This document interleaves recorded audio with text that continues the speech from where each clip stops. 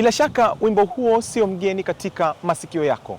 Hiyo inaitwa Sequentia ya Pasaka, kwa lugha ya Kilatini Victime Pascali. Ni nini maana yake Sequentia ya Pasaka? Padre Dominic Mavula, CPPS, mkurugenzi wa matangazo Radio Maria Tanzania, anaanza kwa kueleza ni nini maana ya Sequentia ya Pasaka. Sequentia ya Pasaka ama utenzi wa Pasaka ama ushairi unaoimbwa kabla ya Alleluia ni ushairi ambao unafafanua maana ya mafumbo yanayoadhimishwa katika siku hiyo husika. Na katika liturujia ya kanisa tunaimba hasa huo utenzi katika sherehe mbili, sherehe ya Pasaka na sherehe ya Pentekoste. Ingawaje zipo tenzi nyingine ambazo ni za hiari kuimbwa katika sherehe ya mwili na damu ya Bwana wetu Yesu Kristo na katika sikukuu ya Bikira Maria mama yetu wa huzuni. Pia kuna tenzi ama hizo shairi au sequentia. Je, ni kwa nini sasa inaitwa sequentia na si vinginevyo? Na zinaitwa sequentia katika asili kwa lile jina lake la asili, katika kumaanisha kwamba ni utenzi wenye mfululizo wa maneno yanayofanana.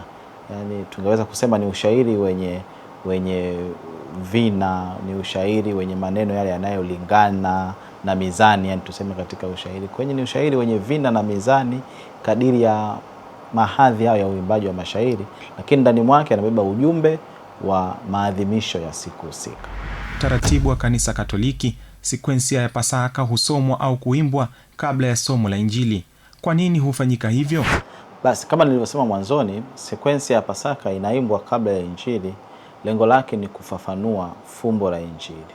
Wachambuzi wanasema ni kama sehemu ya mahubiri pia kabla ya Injili.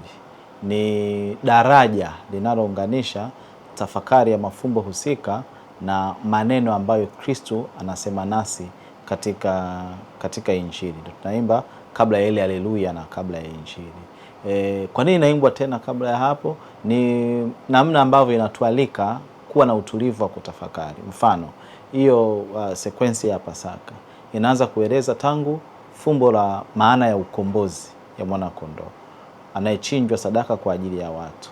Kisha inafafanua na kueleza hiyo nguvu ya huo ukombozi utokanao na sadaka ya Kristo Bwana wetu. Na baadaye inakwenda inaeleza wanadamu ambao wamekutana na Kristo na kufunuliwa na Kristo maana ya fumbo la ukombozi. Na ndani mwake humo inafafanua kwa nini sisi tushangilie.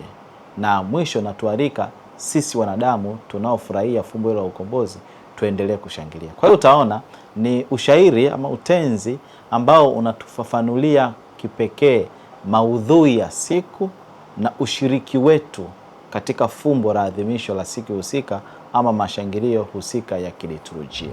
Kupitia maneno yake ya kiimani, utenzi wa Sequentia ya Pasaka hutangaza ushindi wa Yesu Kristo dhidi ya mauti. Hivyo kuwaalika waamini wa Katoliki kuingia kusherehekea vema kipindi cha sikukuu ya Pasaka. Kwa kuandalia makala haya ulikuwa nami Festo Chahali, mwanautume wa Radio Maria Tanzania.